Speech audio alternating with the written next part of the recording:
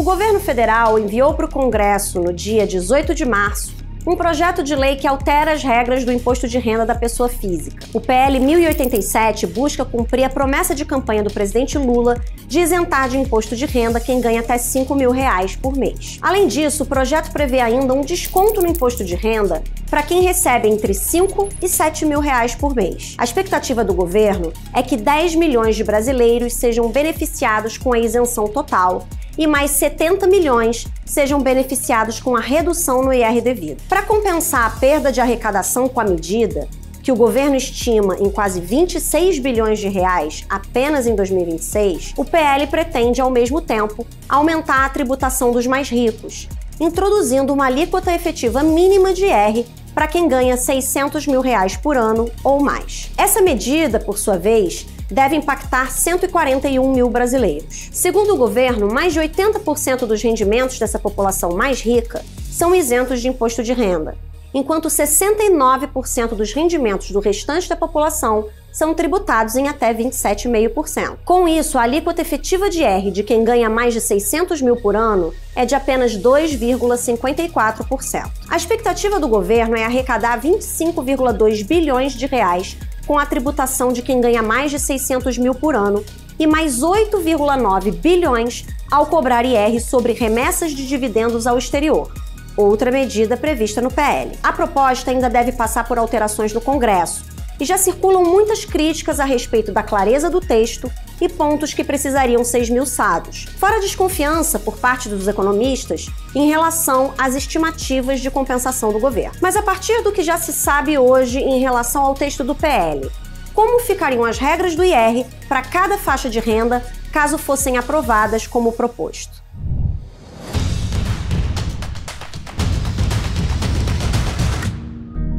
Primeiro é preciso entender que não se trata de uma correção da tabela progressiva do imposto de renda, que continua válida. A tabela progressiva traz os parâmetros para a tributação mensal dos rendimentos sujeitos ao ajuste anual, como salários, aluguéis e rendimentos do trabalho autônomo. Mas ela não é realmente atualizada desde 2015 e assim irá continuar. O que o governo tem feito nos últimos anos é somente aumentar a faixa de isenção e o valor do desconto simplificado mensal para que a soma dos dois valores seja equivalente a 2 salários mínimos. Em outras palavras, quem ganha até 2 salários mínimos tem se mantido isento de IR.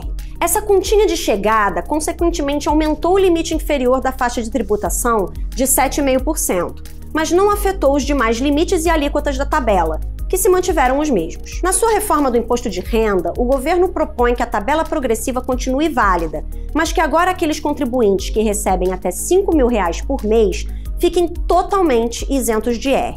Para isso, a Receita Federal vai lançar mão novamente de um sistema de descontos variáveis, de acordo com cada valor de rendimento recebido, que sejam capazes de zerar o imposto de renda para quem ganha até 5 mil.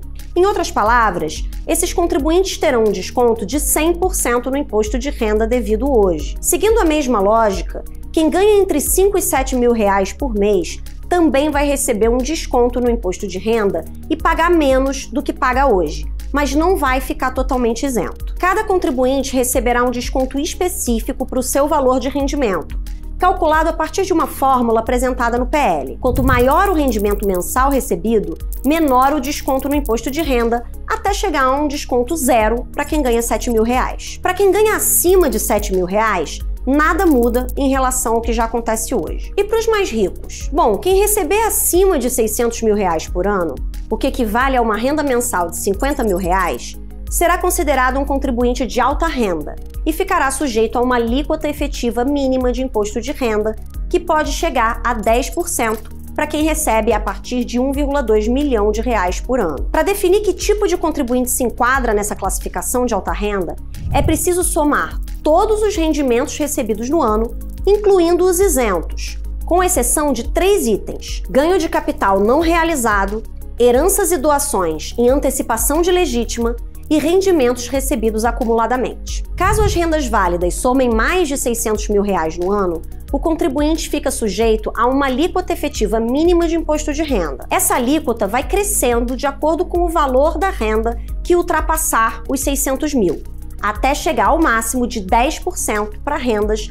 a partir de 1,2 bilhão de reais. Essa alíquota, no entanto, não incidirá sobre toda a renda do contribuinte. Além dos ganhos de capital não realizados, heranças e doações em antecipação de legítima e RRA, que já haviam sido excluídos do cálculo para verificar se o contribuinte se enquadra na categoria de alta renda, a alíquota também não incide sobre os seguintes rendimentos isentos de imposto de renda: indenizações por acidentes de trabalho, danos materiais e morais, aposentadorias e pensões por doença grave, rendimentos de poupança e rendimentos de títulos e valores mobiliários incentivados, como LCIs, LCAs, CRIs, CRAs, debêntures de infraestrutura, fundos imobiliários e outros fundos isentos. No entanto, a alíquota mínima incidirá sobre os dividendos pagos por empresas abertas ou fechadas aos seus acionistas, que hoje são isentos de IR para todos os contribuintes.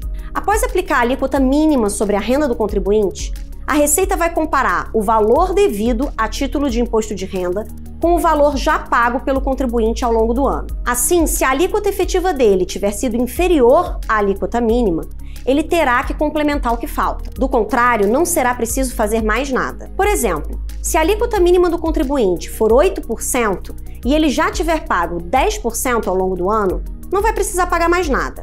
Mas se ele tiver pago apenas 6%, vai precisar complementar o valor equivalente aos 2% que ficaram faltando. Sobre a tributação de dividendos, há ainda outra regra prevista no PL. Contribuintes que receberem de uma mesma empresa mais de R$50 mil em dividendos num único mês sofrerão retenção de imposto de renda na fonte sobre esses proventos, a uma alíquota de 10%. Isso vai ocorrer mesmo que o contribuinte não tenha rendimentos superiores a R$600 mil no ano, ou se tiver, mesmo que a alíquota mínima dele seja inferior a 10%. A soma da tributação dos dividendos na pessoa física com a da empresa que os distribuiu não pode ultrapassar a tributação máxima do segmento ao qual a empresa pertence, que na maior parte dos casos é de 34%. Se isso acontecer, o máximo que a pessoa física vai pagar é o valor que completa a alíquota máxima da empresa. As regras propostas deixam claro que o alvo do governo são os dividendos, hoje isentos para todas as pessoas físicas,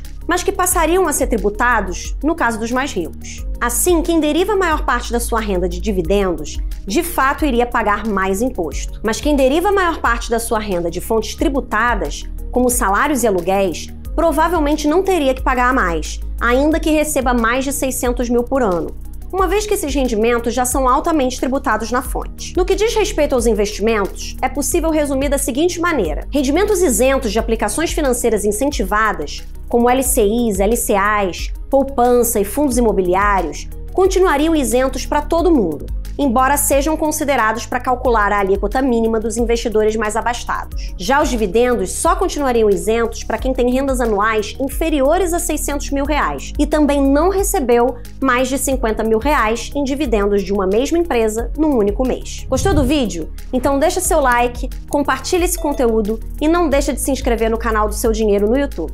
Um abraço e até a próxima!